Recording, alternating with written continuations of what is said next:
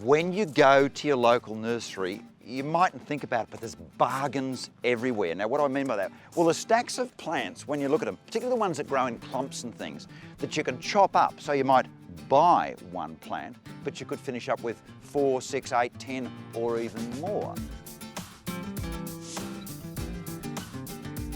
Now, this is a good example here. This is a plant called a chorus.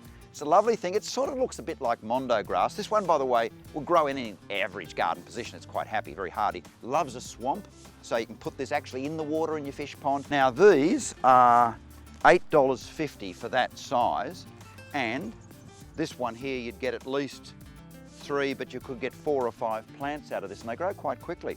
But I notice there's one at the back here, which is in a bigger pot size. This is $14.50, but when you look, it's a good double the size of plant of the other one. So in fact, the $14.50 one is probably a better buy still, because you could maybe get as many as 10 plants out of that. The other area of bargains is succulents. You've probably all seen that they are a bit expensive. They're very fashionable at the moment. This is the sort of thing. But the amazing thing about these, $9.50, but every leaf will grow into a new plant. So you can just snap leaves off, poke them into a mix and grow them.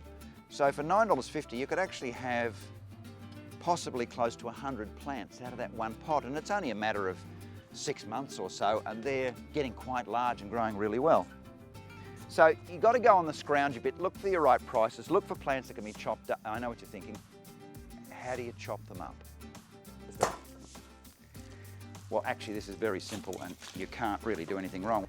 Now, we are not going to be gentle with this plant. You can use knife. I wouldn't use a serrated knife, but knife, chopper or whatever, it doesn't really matter. And just go for it. As you get into it, you'll notice that there's obvious little plantlets. Notice from there to there is sort of a plant. So the logic is you would cut through this area here. Now this, of course, is one of the pots we bought earlier, cheaply, painted a sort of an olive green colour. Now, I know we've got 10 plants here that we've made out of 2, which I think is absolutely fantastic, and we can put them into 10 separate pots and they'll all grow on and be lovely. The other option is we can put some of them in here and use some of them for something else. Now, another interesting thing is these are a bit tall for that pot, notice that? So we just break a bit off the bottom of the roots, and I know that seems terrible, but it is not. Isn't that fantastic? $10 for the pot. It was old paint, so call it $1, 11, 20 cents worth of potting mix, $11.20. The plants are all free, so was the gravel, because we've still got 2 of those left there, so a bit over $11, and it's a good $50 pot.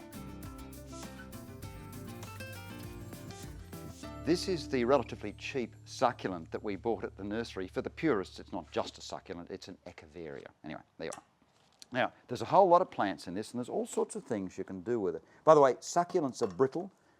Any of the succulents, when you're playing games with them, just be careful. The leaves do sort of shatter and that if you're not very, very careful. Now, what you'll notice is that there's a centre rosette of foliage, which would have been what they planted in this pot originally. And notice it's sent little babies out all the way around. Those babies can be removed. What we're going to do is try and just tease them out.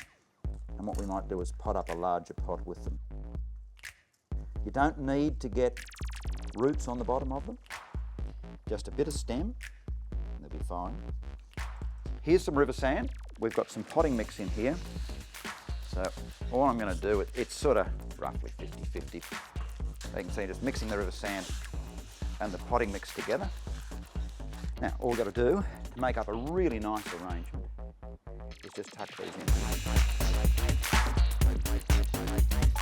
There we have a nice little pot of succulents. Now we're going to put some pebbles around our succulents. Succulents really do seem to grow well with a bit of a pebble mulch, but also they just look gorgeous with those sorts of colours. Now how good's this? Look at this. Gorgeous little bowl. All these plants are essentially free. It was a cheap bowl just with some paint, the same paint we used on everything.